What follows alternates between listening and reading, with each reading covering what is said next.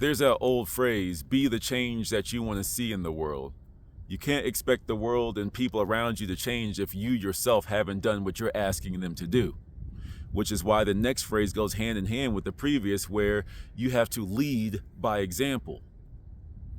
I'm going to start with religion, but this can be applied to everything. Religion, spirituality, technology, diet, exercise, cars, gardening, whatever. As we progress in this thing called life, we will stumble across new interests, hobbies. If you're a conspiracy theorist, you'll stumble across new information that most people seemingly have never heard of before. And because you now have this new plethora of information, you want to share it. You want people to revel in this new hobby, this new interest that you have.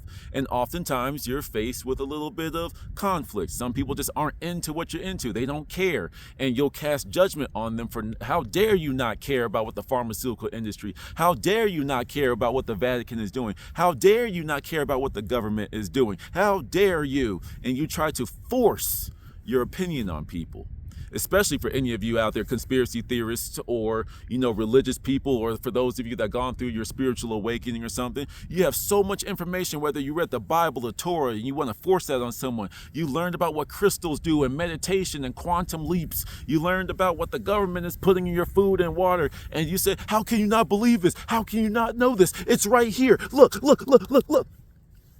And if you understand anything about human nature, we go with the path of least resistance.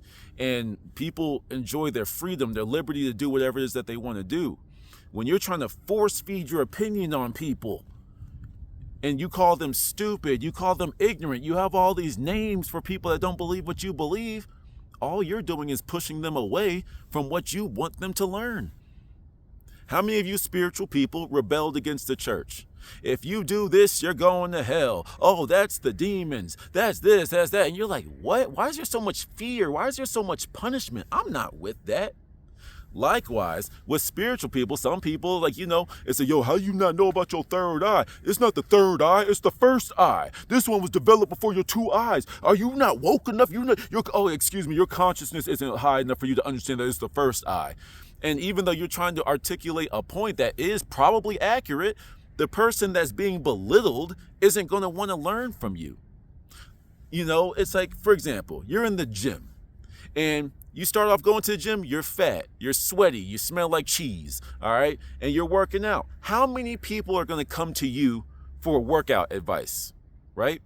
But when you've been grinding at it, you've been going to the gym every single day for 2 years straight, you got a six pack, you got muscles, you went from the big oversized shirts, and now you wearing those thin little tank tops that show off all your pecs and your traps and stuff, right?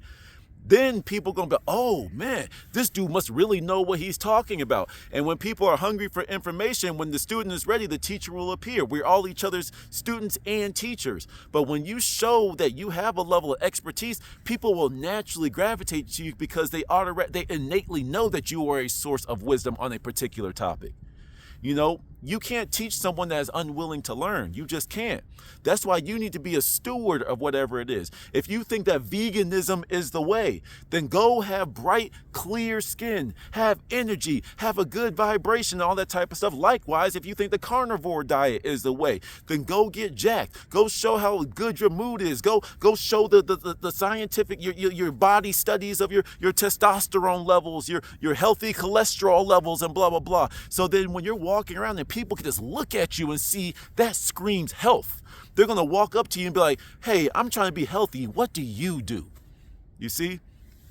My family knows that I'm a plethora of knowledge, but I've gone through my phases where I've tried to force feed it on the people, and I got frustrated when people weren't grasping what I was throwing, But then that's why I turned to YouTube, where I'm just yelling out into the ethers, and whoever resonates with the message is going to roll with it. You know what I'm saying? Whether you agree with it, disagree with me, that sets you on your own path and trajectory. That's my entire goal.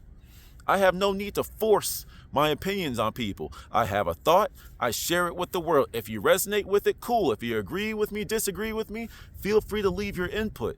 But I find that a lot of people also become those gatekeepers, like kind of how we have in Hollywood, where there's only certain actors and certain acts and singers that make it through. The same people like, oh, you don't know this. Oh, you haven't read that book. Oh, you haven't do this, so you're not even worthy of the information. Who are you to tell? Share the information openly. Stop holding back information because it keeps you a little bit of a leg up. It gives you a leg up on people, a little bit more knowledge. No, share it willingly. We live in an infinite world where there's infinite things to learn. You shouldn't be holding back information.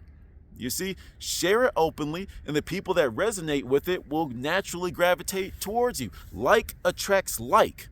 So just be what you really believe, whether you're religious, spiritual, health nut, car guy. Let your life, just enjoy it for your personal gain, and then let the people around you simply recognize the expertise that you developed over time.